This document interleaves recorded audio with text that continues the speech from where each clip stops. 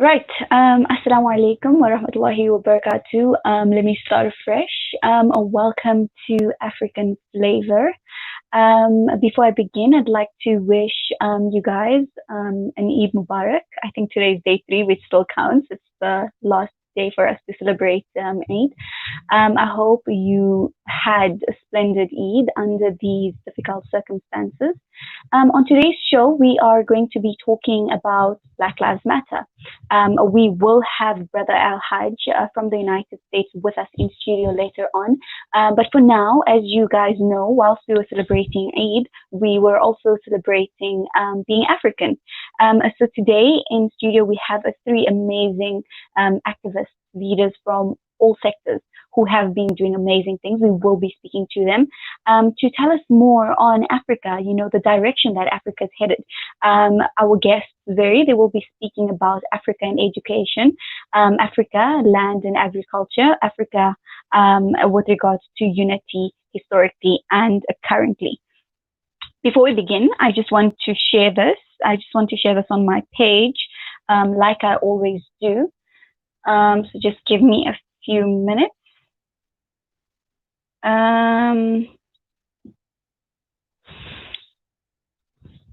Okay.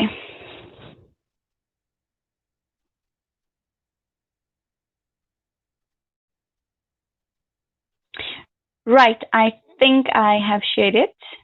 Right, I have shared it. Right, the first guest that we have is Sandile Msibi. He is the president of Rise Black Child. Now, he has done amazing things for the community with this organization that he started. He is a prominent leader. Let's get him in studio with us so that he can tell us more about Rise Black Child, and let's hear about his views that he's got about the African continent in general. Can we get Sandile in studio?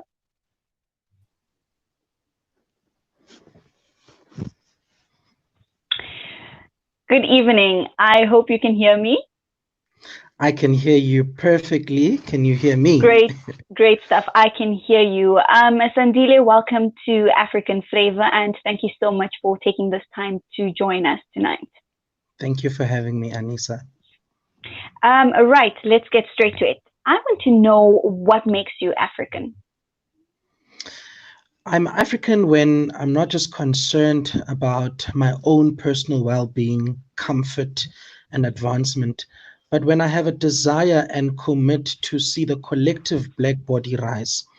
We must draw from the pre-colonial Africa to emulate what it is to be an African. And for me, the essence of Ubuntu is the unique trait that sums it all up. We stop being African when we become selfish and greedy. To be truly African, we must bridge the system of classism and lift others as we rise. Beautiful. That is absolutely beautiful. I mean, I'm sitting here and I'm like, okay, this is so true.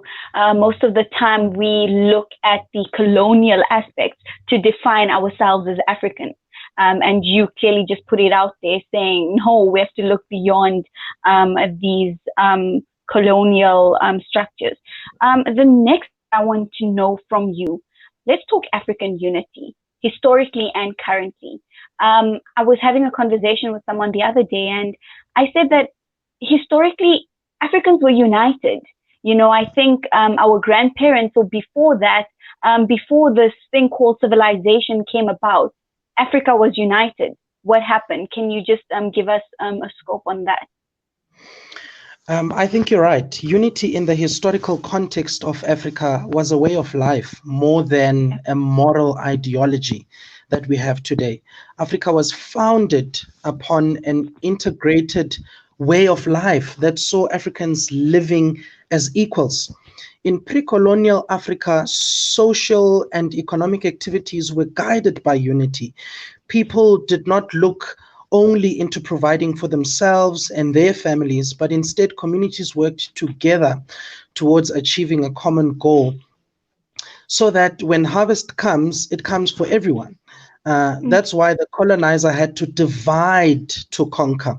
Africa was so united that the only way to destabilize it was to divide it. And that's where its strength lies even today.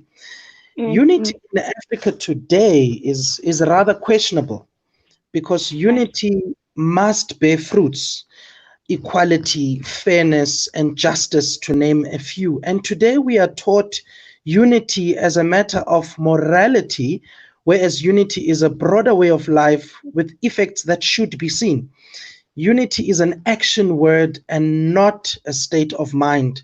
We are not one because moral principles dictate we should be one, but because we are willing to share equally. A poor man, for instance, when he's united with a rich man, there's no way he can remain poor. Mm, The mm, one with much should be willing to share and help the other one out of his poverty. There is no unity in a society where the rich become richer and the mm, poor become poorer, which is what we are seeing in our society today. Such unity is deceitful. So what we have today is, you know, classism, and the capitalistic world has really divided us completely. mm, that is so true, and it has given us more of this cosmetic sense of Ubuntu, like you have said. Um, just before I let you go, and I would really love for you to tell us about Arise Black Child. We'll do that in a while. I want to know from you which African leader stands out for you, It has to if be. any. But definitely Sure, there is, yes. I have a lot. Okay, But it has to be the upright man from Burkina Faso, Thomas Sankara. right.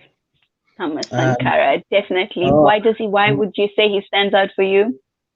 that's the man for me because his selfless leadership, passion, and commitment to the Bekunabe people was Mm, impeccable. mm, He mm, took Burkina Faso to great heights, mm, leading it to sustain its own food supply, amongst many things, cutting all ties with foreign aid. He also mm, mm, decisively fought against corruption, and mm, he made it very clear to his cabinet that being in government has nothing to do with opulence and flamboyance like we see today, definitely. but putting the people first. Definitely. That is really, really beautiful. Just before I let you go, I think we will be getting you back for a panel discussion. Can you just quickly tell us about Arise Black Child and what it seeks to do? Arise Black Child is a Black conscious Pan African movement that seeks to psychologically liberate Black people. Mm, We acknowledge that the Black child is still haunted by the effects and the implications of the colonial and the apartheid regime in mm, South Africa, of course. And although we acknowledge that government is doing something to redress the inequalities of the past, we can't deny the fact that much more needs to be done mm, to liberate the Black child. And I think very little is being done to deal with the inferiority complexities that the Black child has sustained and continues to sustain. The truth of the matter is that the Black child still thinks that he's inferior. And mm, there's a reason mm, for that. He still lives in a shack. And, there's still mm, a very clear distinction of a Black child and a white child. He does not have the social capital mm, like the white child. A white child finishes school and immediately becomes a CEO of a company. A Black child goes to varsity and sits home with a degree. So there's still a lot of things that affect us psychologically. And Arise Black Child is aimed at psychologically liberating Black people and allowing that beautiful. allowing that mental revolution to be a forerunner of socio-economic Afrocentric solutions. Beautiful, beautiful. Thank you so much for joining us. We will get you back for the panel discussion with the rest of our guests. That was Sandile Msibi. He is the president of Arise Black Child. He put it beautifully there, where he spoke about how we need to use a collective Black body for unity. He also spoke about Arise Black Child, which is an organization that he runs. He's talking about the fact that the Black child is still psychologically enslaved. We need psychological liberation in order to give us social and economic emancipation. Next, we will have Tabila Linkwane. She is a gender activist. Before we get her in studio, I do have, okay, okay, I see there's quite some interaction here. Jacob Walaza coming through. Jacob, I hope you're well. And to everybody watching, hi, assalamu alaikum, Humaira, Bongeni, Mia, Jacob, Zainab. Itameleng says we should do a live video sometimes. We will. Mariam, assalamu alaikum. Okay, can we just, let's see, can we get Tabila in studio with us? And then I guess we'll take the comments from Facebook as well. Let's just see if we can get Tabile with us. But I think in the meanwhile, let's just take a quick break and we will be back after a few minutes. Assalamu alaikum wa rahmatullahi wa barakatuh.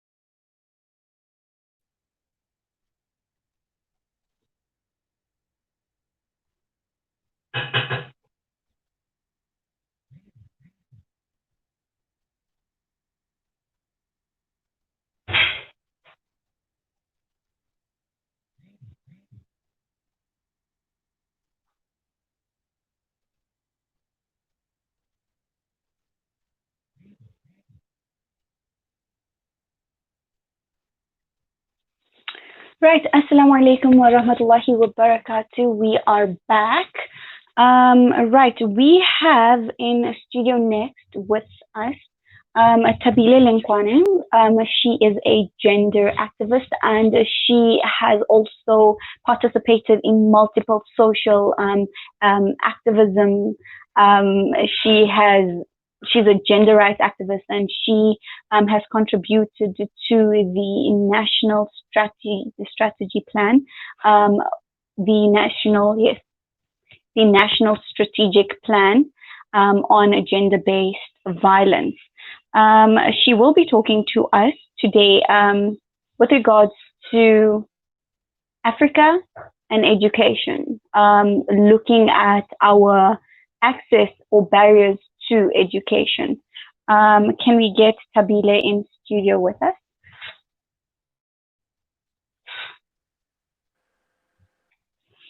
Right. Assalamu alaikum wa rahmatullahi wa barakatuh. And Jazakallah for joining us. Right. Walaikum salam wa rahmatullahi wa barakatuh. Um, Jazakallah so much for inviting me.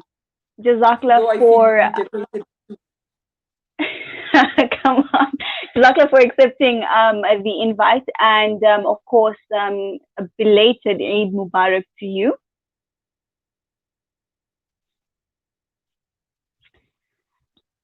I think we're experiencing a bit of technicalities once more with Itabi, but like I said, she will be speaking to us about Africa and education, the access to education in Africa, and the barriers that the African child seems to face.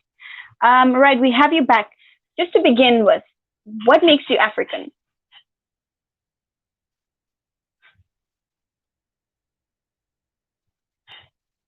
Okay, can you hear me?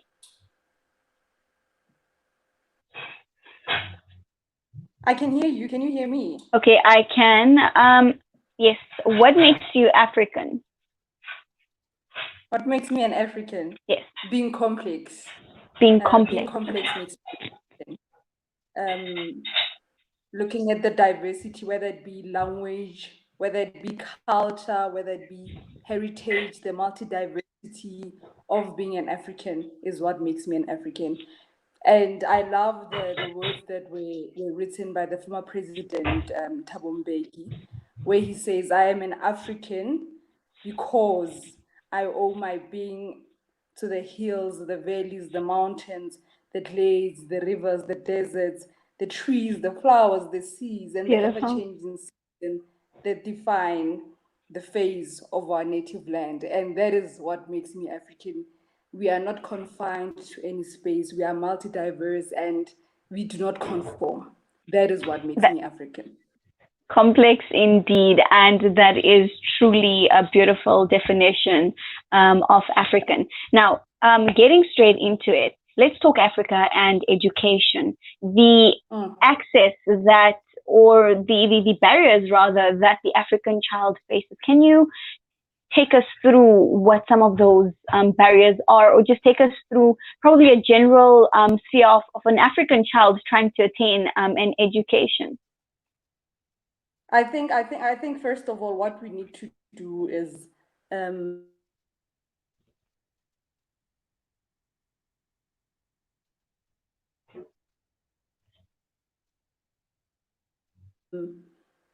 we break down what education are getting the proper education, or they do not have access to education.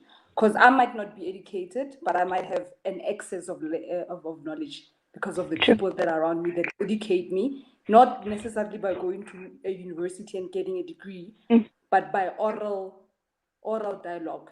And that is how, in the past, many African tradition and many African teachings were actually passed down. So I think with regards to education, we really need to start, like what we did in 2015 when we started fighting for Fees Must Fall and we spoke about the decolonization of education. I think that very same aspect of education needs to be broken down so that when we say education, we know what education is. Most of the time as the youth, we're not even getting jobs because we've been told that we're not educated. But why is it that we're still using a Western confirmation of what education is? That in itself needs to be looked at, and with the part of the decolonial curriculum really needs to be looked upon and said so that we know what we mean by education. But we do understand, and again, it speaks to the commodification. I remember the Young Communist League was the one that was very vocal with regards to the decommodification of education, because it speaks to access. And again, like Sandile said, the majority of the Black people are the ones that do not have access to education, that do not have access to land, that do not have access to many other things that need monetary value. So by decommodifying our own education,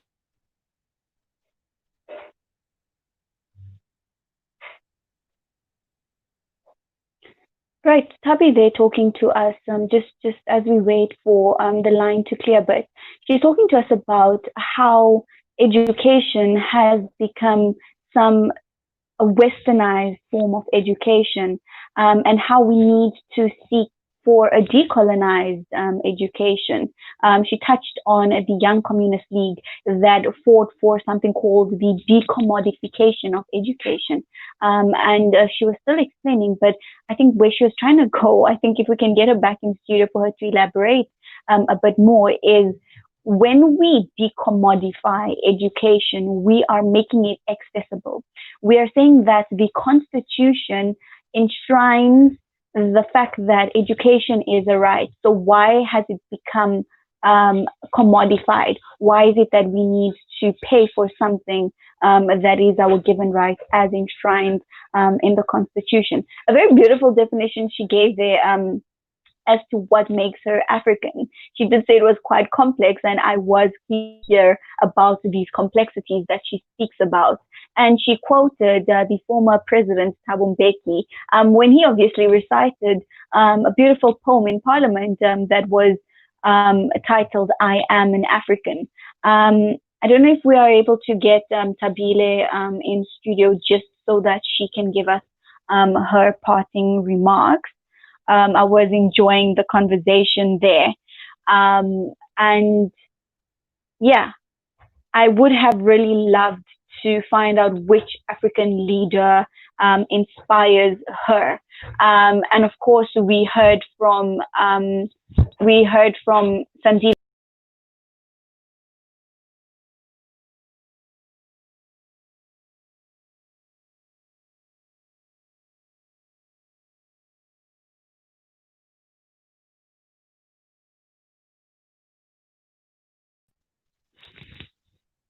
We have Sandile, sorry, who spoke to us earlier on, and he told us that his African leader that stands out for him was, of course, Thomas Sankara from Burkina Faso. And for those of you who don't know, Sandile explained to us why and how he brought the economy of Burkina Faso within Burkina Faso, how everything circulated within. He went down to stripping members of parliament to use your basic cars, if any at all. He also made sure, for example, that clothing that were used in Burkina Faso was manufactured by the Burkina people, and they were produced by them and they were sold by them. So that is one of the presidents who Sandile from Arise Black Child did mention as an African leader that stands out for him. Okay, we're not going to take a break. We are going to get Mangaliso in the studio with us. He is a social activist. Mangaliso. Let's try and get Mangaliso with us in studio for him to give us his perspective. He will be talking to us about Africa, land, and agriculture. I think this is one of the most talked about topics within South Africa. And of course, which I assume he will be talking about how Africa and the land actually interlink. We have Mangaliso in the studio with us. Good evening, Mangaliso. Thank you for joining us tonight. Good evening, Anisa, and thank you for the invitation. Right. Let's get straight into it. What makes you an African?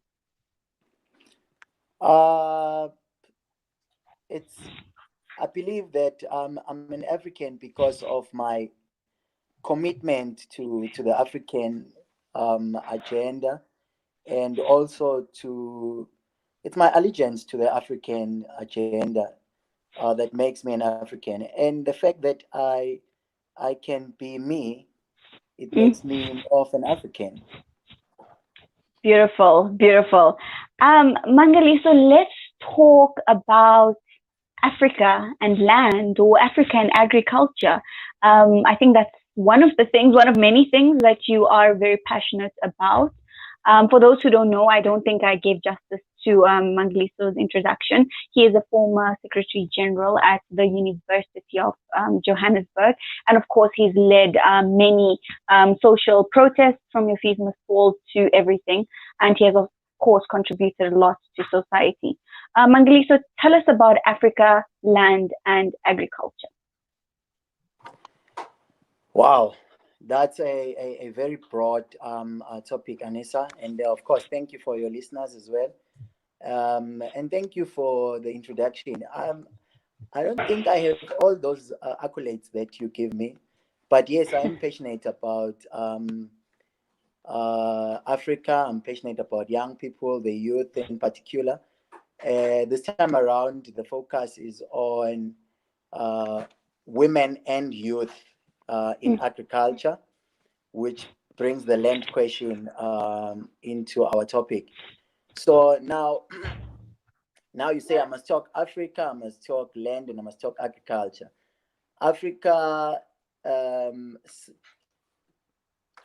of of Africa's space, the space that Africa occupies, it's land, about 20% of it, and about 70% of the population of Africa, African people who are working the land, is women and mm, youth, and mm, that's why the focus on agriculture and women and youth in agriculture, because actually my passion is in the development of Africa. So we're using agriculture and land as a driver for right. African development.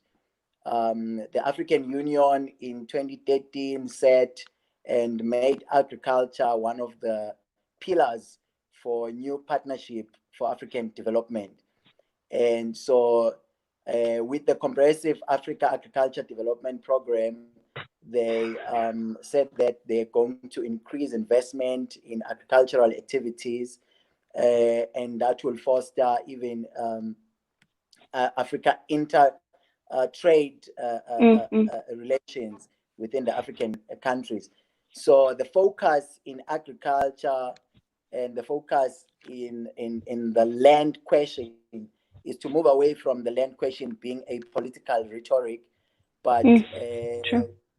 to look into the land question as an issue of development, of Africa's development, and how we can contribute as young people to foster economic development in Africa, and shy away Mm, from the fact that agriculture is for old people mm, and is for men in particular, uh, as it is portrayed today in society.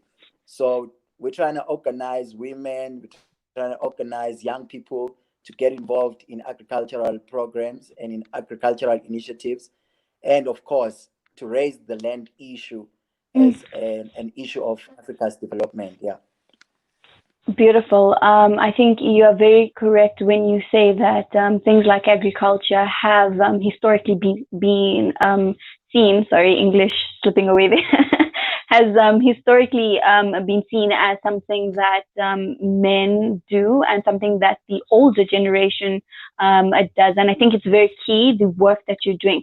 I want to know from you, how important is something like land um, to the African youth?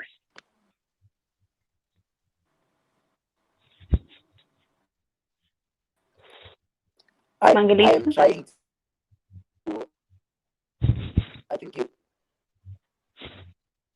Okay, I think we are losing you a bit there. Can you hear me? Right, I can't Mangalisa, they're get that talking question. to us. Mangalisa, can you hear me? If you can.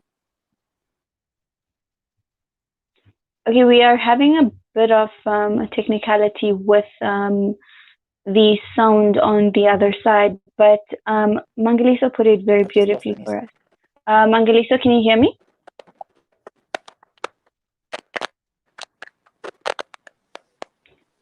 Okay, seems like we are breaking a bit.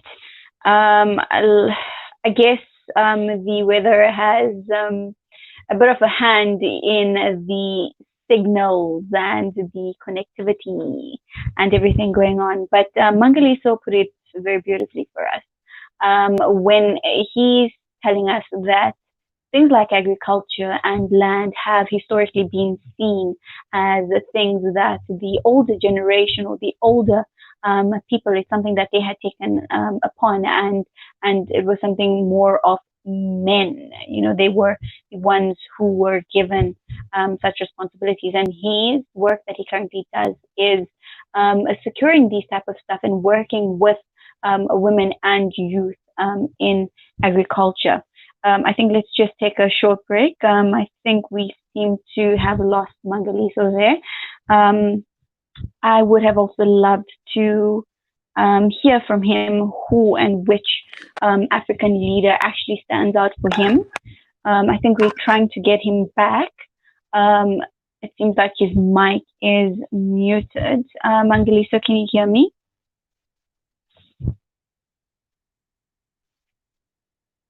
Right, it seems like Mangaliso's mic. It seems like we're having a bit of technicalities. Right. Let's just take a short break and we will be back. Do stay tuned.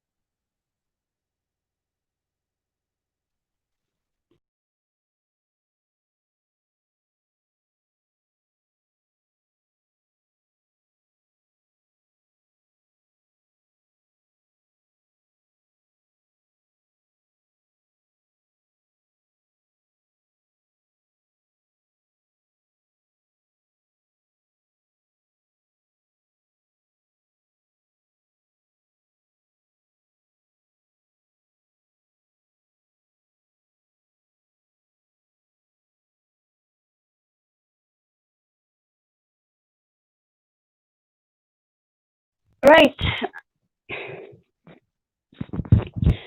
Assalamu alaikum wa rahmatullahi wa barakatuh. For those who were watching and who have been following, we're speaking to young leaders and activists in their own right. We spoke to Sandile Msibi, who is the president of Arise Black Child. We also spoke to Tabide, who is a gender activist, and spoke to Mangaliso, who is a social activist.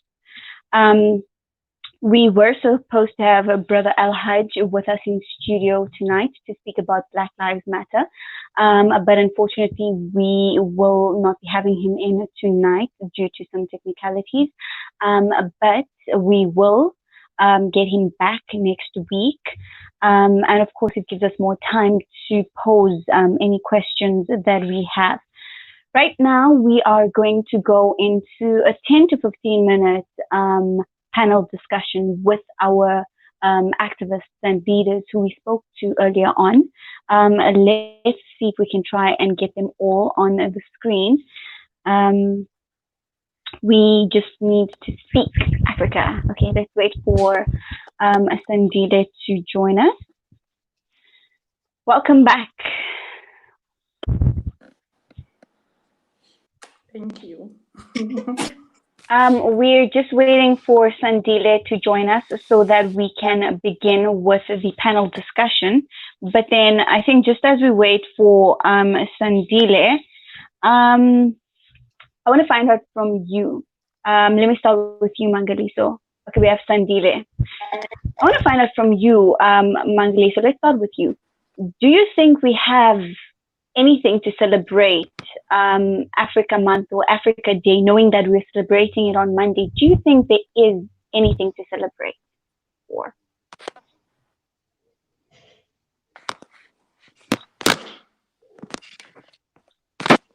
Mangaliso? That Anisa, you were breaking. Can you hear me? Can you guys hear me? Yeah, we can hear you now. Tabile, sorry. Mangaliso, can you hear me? Okay, I think we're having a bit of an issue with Mangaliso. Sandile, can you hear me? I can hear you perfectly. Okay, let's start. Let's see, just when Mangaliso will join us in a while. Let's start with you, Tabi. Do you think we have anything to celebrate Africa Day? We were celebrating Africa Day on Monday. Do you think there's anything to celebrate? There's a lot to celebrate. We must never take who we are for granted because of some colonialist settlers that try to disrupt our heritage. We must celebrate. We must celebrate the little that we have so that we are encouraged to go out and fight for even more. So I think the issue is that should we be celebrating it once a year? Of course not. I'm sure we can find innovative ways as a continent on how to celebrate Africa Day, but we ought to celebrate. We ought to celebrate, yeah. Beautiful. Sandile, do you think we have anything to celebrate Africa Day for? I fully concur with Tabi. We can't be so negative and pessimistic because that will only lead us to despair. We have to be hopeful. And I think we can celebrate the fact that we have hope.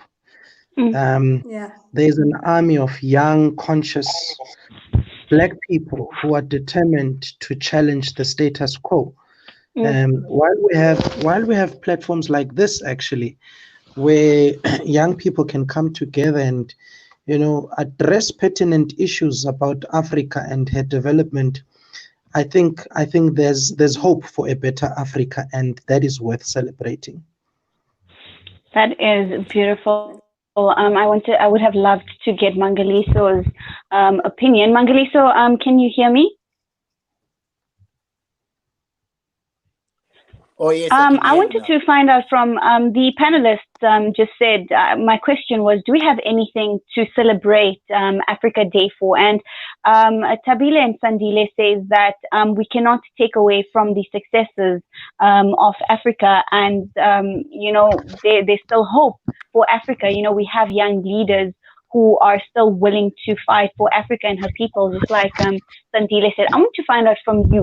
Do you agree with what they said? I mean, do we have anything to celebrate for Africa Day?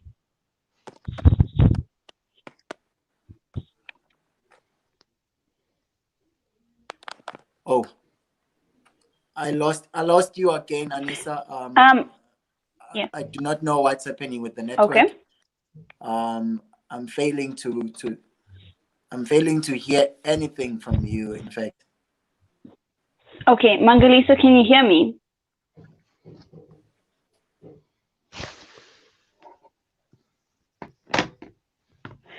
Okay, let's just continue a bit. Dictatorship in Africa. Let's talk dictatorship in Africa. We saw the leadership of Idi Amin, and we saw the leadership of the General Gaddafi. I mean, I think we can term him as a dictator. Some even categorize Mugabe as a dictator. Do you guys think that dictatorship works for Africa? Tabile, I can see you smiling there. I really, I really wonder what's going on. Sandile must start. Sandile must start. Okay, Sandile, let's start with you. Dictatorship. Is it such a bad thing after all? Sure. I think, let me be clear from the get-go. Dictatorship for me is not leadership. Okay. Therefore, it's a no for me. Okay. African leaders listen to their people. Even chiefs and kings did the same. But we must be clear about something. A lot of African leaders were titled as dictators because they were unwilling to surrender power to the enemy. Yes. Can you hear me? Yes, I can hear you clearly. So a lot of them were refusing to surrender power back to the enemy, and because of that, they were titled as dictators. However, we do have people like Idi Amin, like you've mentioned, who wanted nothing but self-glory. He was very self-centered, and that is not progressive for Africa. Even though things can get done under dictatorship, because I'm assuming that's the argument that one can have, the success of a nation must not only be measured by what it achieves, but the quality of its people. And under dictatorship, people are not empowered, people are not inspired, people are just feeble and timid, and they're not empowered. So no to dictatorship. Beautiful. Actually, I love the part where you speak about, the quality of people. That's what success of a country is measured by. Tabile, do you agree with what Sandile is saying? Of course, we all gotta say no to dictatorship. But however, I don't want to say I have a leftist mindset. I was fortunate last year to have been taken to China, where we all know it's a communist government. So therefore, what the government is to go. And in one of the classes that we attended with the professor, I just forgot his name now, he spoke about how Africa's development, especially focusing in South Africa, is delayed because we have so much democracy. He says in China, when we identify land and we say we want to build a hospital for 10,000 people, the government goes in, takes the land, and builds the hospital. But in South Africa, you must go to court first, bid for the land, then you'll be taken through measures, this, and then you have, no, this land is owned by this one, no, you must pay them this much. Before you know it, you have taken, that process has taken 10 years to the development that you want to do for your country. So in as much as we do not believe and agree with dictatorship, but I think as Africa, we need to define and come up with our own ideals that will not so much use the liberal democracy where we only argue for rights of individuals, but think of the rights of us as a whole, I think dictatorship, no, definitely we do away with it, but we need to centralize the power, especially with regards to the beneficiation of everybody else. But if it doesn't benefit us all, then it should not be for us. But if it's for us, it should be for, we should all be beneficiaries of it. Yeah. Beautiful. Okay, I see we have Mangaliso here. Mangaliso, can you hear me?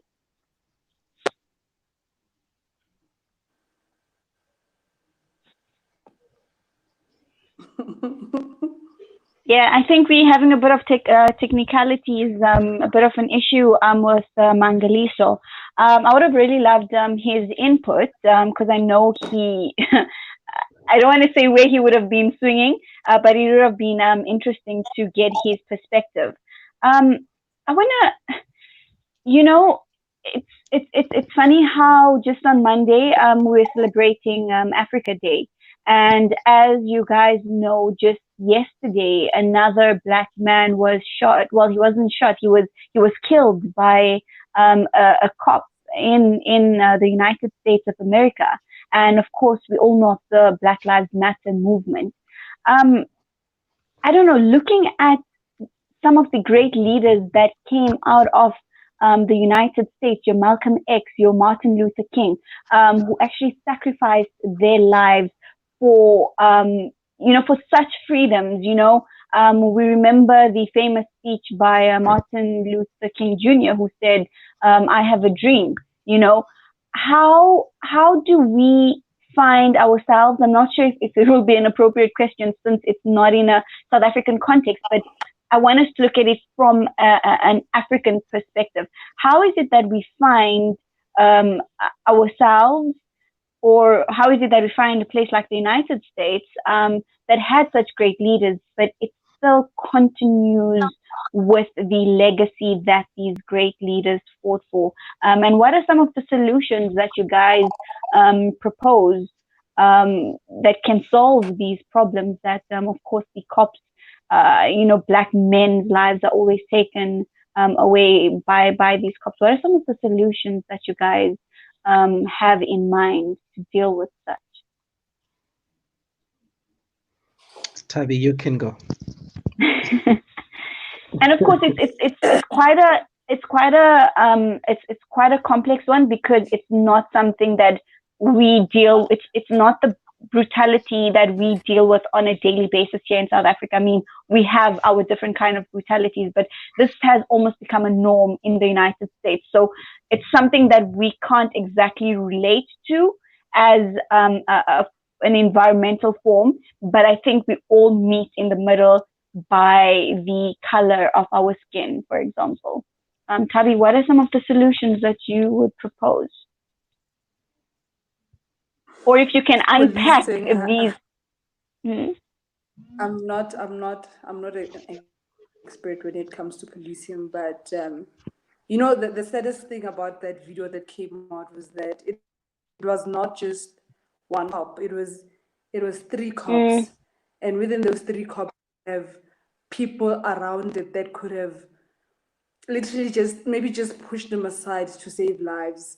So I think in as much as we are really pointing fingers at the police, yes, they did kill him, we need to do an introspection of what is it that we are doing as society to make sure that when an incident like that happens, when we are in that very same vicinity, what is it that we are not doing so that police can even feel comfortable enough to kill one of our own in front of us. And really laws have been put into place, but the issue of the US, it's so complex because it's the United States and every state has its own excuse my voice, its own laws and regulations, and some states are like they authoritarian. They literally, like, they behave like a dictatorship. And really, I do not know what is it that we can do, because in the past, during the civil rights movement, the blacks did go out in numbers. Then they came out with what they called police the police. But for how long do we continue policing the police? What is it that why are we not educating our police? And who even says that they're not educated? Because they're probably educated, and that is why they continue to do whatever they are doing. So it's a very tough question, and it really, in as much as we might be saying it's not happening in SA, we've had incidents during the lockdown where we've seen the brutality that the kind of force that the police does use, predominantly towards the black skin. So the racialization and the black hate, self-hate as well by blacks on it's, I don't know, like we've done so much teaching, we've done so much self-love, and the Black Lives Matter has been done for so long, but it's just it's like what Biko said, it's all in here until we change the concept and our knowledge as black people. There's really nothing that we can do, because I believe that if we can change our own mindsets, then really we are a dominant force. No people formed against us will prosper without us being there as a force to make sure that we must be the first line of defense. And if we are not there as a people to stop what is happening, then it's sickening. It's quite sickening, and yeah, it's sad. It's sad. Yeah. Definitely. I really love how you actually used the link of the brutality, for example, that recently happened when the SANDF was deployed onto our streets, and how in the first few days a black man was killed, I think that's a bit of a linkage. Sandile, can I get your perspective on the whole Black Lives Matter? We have your Martin Luther King, your Malcolm X, who fought for such bodies to exist and be. I don't know, what do you think is happening in the United States, and are there any solutions? Is there a way forward to combating this? I categorize it as a pandemic that actually never got a vaccine. It's funny how the coronavirus is probably going to get a vaccine even before we have solved such pertinent issues. Sure. I just love how you put it now. It's actually quite sad what is happening there. I think that the truth of the matter is that black people are still seen as subhumans and American wannabes. But the truth of the matter is that in the eyes of the Americans, the white people, we will never match up to them and to their standards and to what they expect from us. But I think the only vaccine, using your allegory, Anisa, is that there needs to be serious consequences for the police force. There's absolutely nothing else that I can think of. There needs to be serious consequences, repercussions for police officers that continue to perpetuate this violence against our own people. When Barack Obama was president, black people were very hopeful that this will actually stop, because Barack Obama was one of their own, a black president. But you'd be shocked to know that the brutality actually increased during Barack Obama's term in office. And this goes to show that even he did not care much to have a policy that deals decisively with this issue. And I think unfortunately the best way that this thing can be dealt with is at a governmental level. There needs to be policy that deals with this thing from the roots, because as we do have organizations like Black Lives Matter, but there's so much that they can do. That is quite shocking, actually, what you just said, and quite interesting when you speak about the Obama administration and how we had thought that here is the first black president in the history of America, and he's about to serve our people. And like you just said, there was an increased brutality of black bodies in his administration. Let's try to see if we can get Mangaliso back. Mangaliso, can you hear me? Oh, yes, I can hear you now. Just to do a bit of catch up, we were actually about to wrap up. I want to know from you. I don't know. Do we have anything to celebrate Africa Day? We heard what the previous two had said, what Tabile and Sandile had said. The fact that we can't take away from the gains of Africa. So I just want to find out from you. Do you think we have anything to celebrate for Africa Day?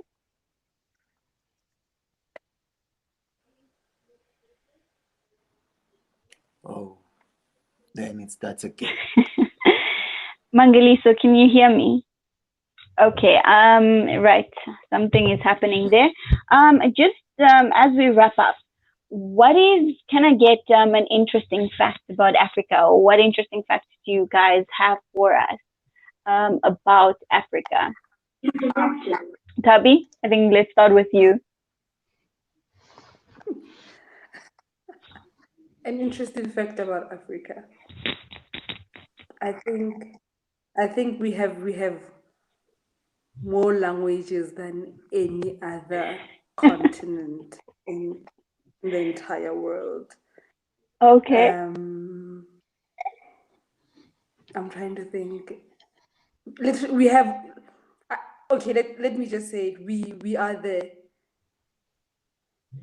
backbone of the entire world, and I believe that without Africa, each and every continent would be suffering, and that is a fact. They're all taking, and it's a sad fact, but that is what we are. We are the backbone of the entire world. That is actually very true and very interesting. Sandile, do you have an interesting fact about Africa for us? I have a few, but I'll mention two if you allow me. No problem. Africa is home to the first university in the world, in Mali, Timbuktu to be specific. And it is also home to the richest man that ever lived to date, Mansa Musa, who also came from Mali. Okay. Is he alive? Oh, unfortunately not. Oh, okay. We need a few lessons from him and how he managed his wealth. Those are actually very interesting facts about Africa from the both of you. We have Mangaliso back. Mangaliso, we are about to wrap up. I just really, really would love to hear from you. Can you hear me? Yes, now I can. Okay, just very quickly, tell us, do we have anything to celebrate Africa Day or Africa Month? Do we have anything to celebrate it for? Anything to celebrate? Yes. Oh, yes. There's quite a number of things we can celebrate as Africans. I think for this year, I think I choose to celebrate our diversity. As African people, I think we really need to embrace that as a strength and not as a weakness toward our division. And I think we need to really celebrate the fact that we are a diverse people and that we are able to sit in a conversation and allow our diversity to mold our conversation into a direction that we're taking as an African people. I think this year, I was looking into that. That is one of the things that we need to really celebrate as an African body. Okay, that's quite beautiful. And just do you think dictatorship in Africa works or worked? Do you think it's one of the solutions? A united Africa. Dictatorship in Africa. Do you think it worked? Do you think it would work in Africa? Dictatorship. No. Dictatorship it cannot work. Not in Africa, not anywhere in the world. As African people, look, we are spiritual more than anything, because we are attached and we are alive within the continent where we find ourselves. So if you are going to lead us, you need to have that influence, that is a drum beat that will organize us towards a certain direction and lead us with a song. You can lead us with a song, you can lead us with anything, but with dictatorship, I I I, I refuse. Dictatorship cannot work in Africa. We work effectively when organized and when united. That's why I Mm, used a song as an example, mm, that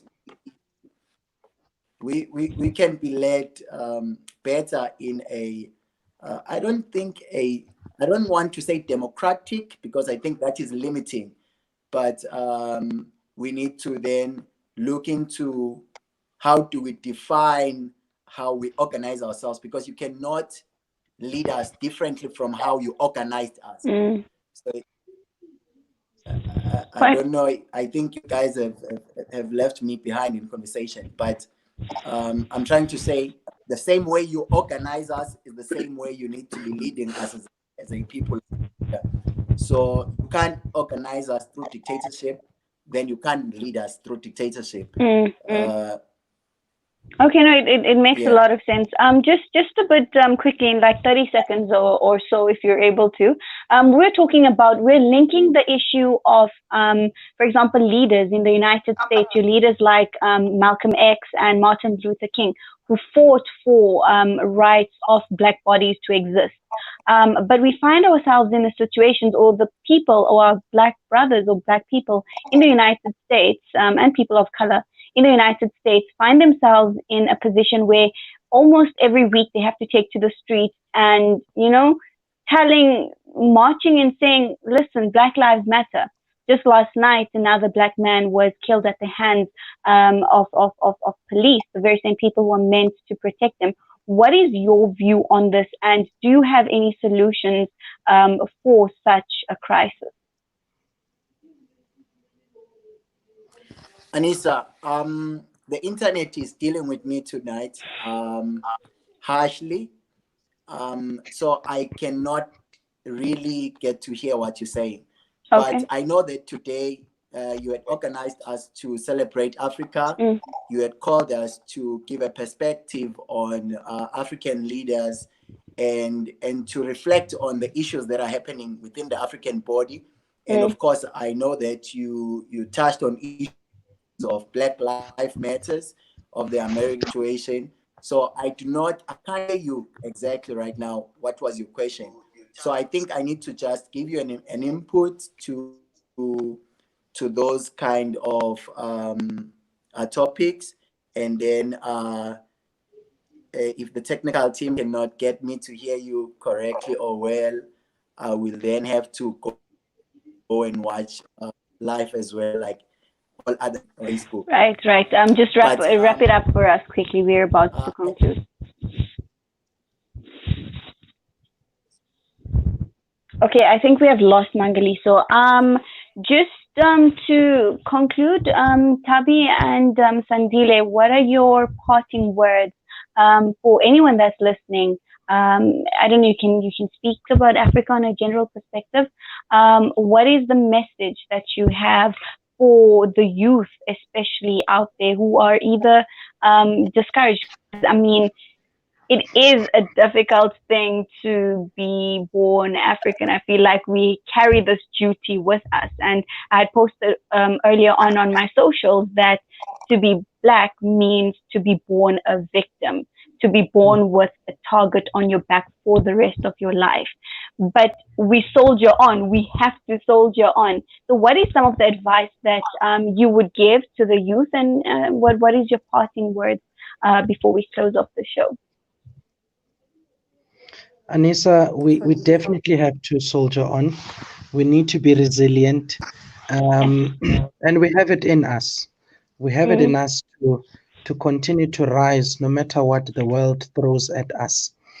My parting words to everyone is let's continue to organize ourselves for power. Um, let's stop talking about it. Let's stop dancing around it, and let's start organizing ourselves for power. Let's continue to have critical and pertinent conversations about how to advance the black body. Um, let's have conversations where we exchange Afrocentric ideas and solutions. Let the graduate who is sitting home with a degree go and talk to the mother who is selling on the side of the road, and let us have an integrated people, regardless of their background, regardless of their education, regardless of what they've acquired. Because one of the things that I've seen is the more educated Black people, the less African they become. And, they become Wow. more and more westernized. But I would like Wow. to urge that when you go to school to study, go there with an African mentality to come back Yeah. and see how you can advance your people. Let us all gather together, regardless of who we are and regardless of what we have, and let's see how we can maximize impact by integrating our different ideas to move Africa forward. Beautiful. Oh my goodness. Okay. Wow. I loved each and everything that you spoke about. I mean, definitely you are correct when you say that the more educated we become, the less African we become. And I think that also it deals with the education system that we have. Obviously spoke about earlier on the westernization of our curriculum. I think we're still trying to find our feet along that way. Tabi, what are your parting words? Do you really want me to say something after Sandile preachy like that, right? No, of course, I would love you to say something, and more especially as a Well, woman um, existing in such times. Because I mean, hello, being black, being African, being woman, we have all of these things on top of us. So obviously, you have people out there who are waiting to hear on your advice or inspiration. mine will have to be from an economics perspective. Mm, We've literally just seen a collapse in the world economy, mm, and we are often told when we want to do spontaneous things like getting land back, we are often told mm, we're going to collapse the economy. Our South mm, African economy as it is has collapsed. So I'm mm, saying, as the youth, let us go out. Now that our economy has collapsed, let us go make sure that we do get our land back. Let us make sure that we go mm, into the agricultural sector. Let us go into the mining sector. Let us go to the companies that have lost now billions of rands and have to sell their assets. Those companies no longer exist. Let us enter mm, those markets so that we are not found again after 100 years saying, no, we're mm, never given an opportunity. The economies have collapsed. It's now our mm, chance to make sure that the government has even given access to billions of rands, even though, yes, there will be taxes, but that taxes, whether you take a loan or you don't take a loan out, fact is that people, every South African individual does owe interest on the money that was donated by those private individuals. So I'm saying, as Black children, let us go out, apply for those loans, get businesses registered, get land back, go into areas that we've never went into. And what Professor Maral always says is that let us use the fourth IR to make ourselves rich. So now is mm, the time. Now is mm, literally the time. Let us go out, invest in your oil companies, invest where you knew in the past you could never even be able to put a 5 cent, but mm. now is the chance. So let us stop being Facebook and Twitter activists, but actually start talking what we preach. Thank you. Beautiful, beautiful, beautiful. Wow. Okay. Wow. I mean, you guys just heard what Tabile spoke about. I mean, looking at it from an economic perspective. I would love to thank you guys so much for taking out your time to join us. I do apologize for the technicalities that we faced, but we soldiered on. Thank you so much for that. And I wish you guys a great night. And yeah, once again, thank you so much for being part of African Flavor. Jazakallah so much for having me. Aluta. Salute, continue for sure. That was Tabile and Sandile. We seem to have lost Mangaliso along the way.